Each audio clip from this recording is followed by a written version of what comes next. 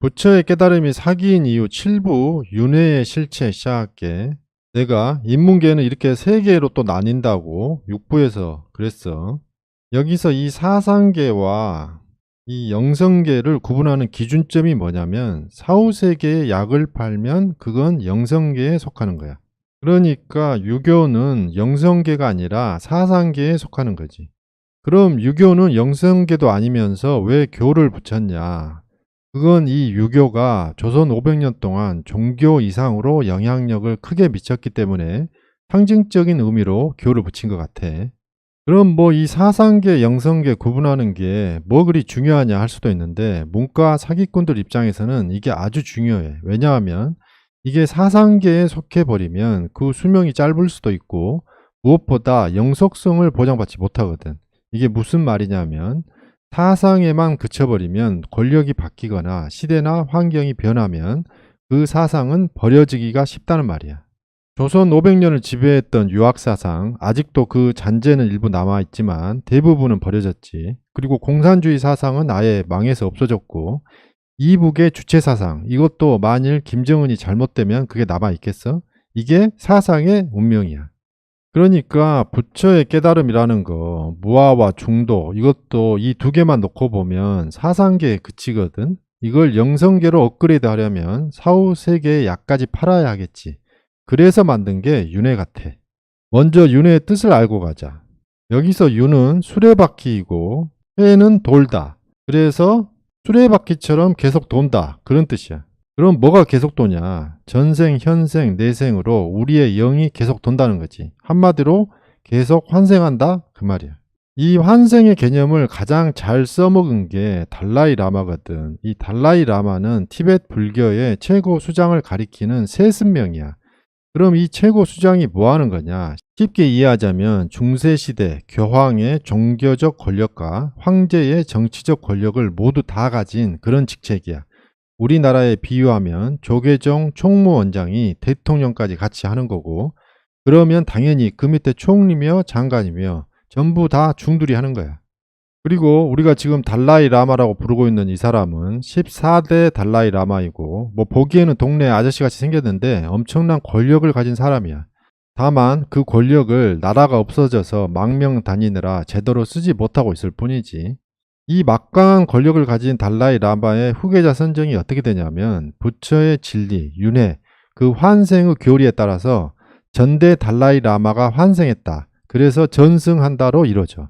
그러니까 지금 14대 이 사람은 전 달라이 라마의 환생이라는 거지. 이 사람이 2살이던 1937년에 전 달라이 라마의 환생이라고 인정받고 1940년에 14대로 공식 즉위를 했어. 그러니까 5살 아이가 한 국가의 최고 권력자가 된 거야. 이게 그때 모습이야. 이런 환생, 권력, 전승 제도를 티벳이 약 700년 동안 해왔어. 말하자면 티벳은 부처의 그 진리라는 걸 종교를 넘어 정치까지 구현한 불교 이상 국가인 건데 그 덕분에 망해. 어디랑 비슷하지 않나? 유교 이상 국가 하다가 망한 나라. 그러니까 티벳에서 출세를 하려면 젖되자마자 중이 돼야 돼. 이렇게 국가의 에너지를 생산적인 것에 쓰지 않고 종교에 다 써버리니까 이런 나라가 안 망하면 그게 더 이상하지. 1950년 10월 6일 중공은 수십만의 병력으로 티벳을 침공하는데 그에 맞선 티벳의 병력 수는 약 수천 명밖에 안 돼. 나머지는 다 어디 갔냐? 나라 지켜야 될 남자들이 전국의 수많은 절에서 다 중지라고 있었어. 그 결과 제대로 싸워보지도 못하고 불과 2주 만에 티벳은 항복을 해. 그렇게 나라가 없어진 다음 1959년에 티벳에서 반중봉기가 일어나거든. 중공군은 이때 티벳의 수많은 절을 파괴하고 수십만 명의 티벳인들을 죽이고 또 티벳 중들은 강제 노동 수용소에 보내서 노역하다가 죽게 만드는 식으로 탄압을 해.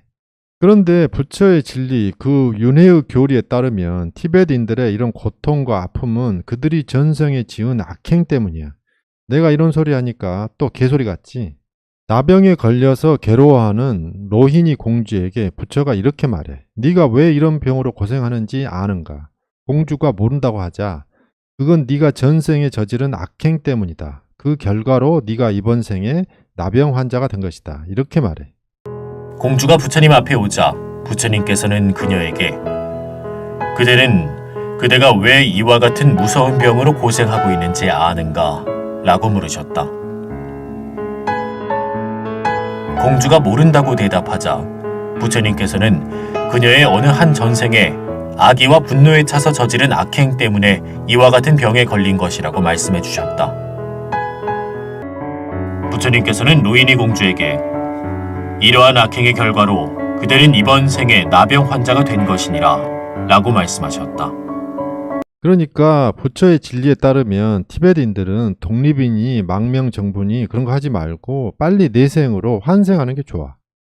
그런데 어처구니 없게도 2019년 10월에 현 14대 달라이 라마가 말하길 티벳의 환생 제도는 종교적인 이유도 있지만 봉건 제도와도 깊은 관련이 있다.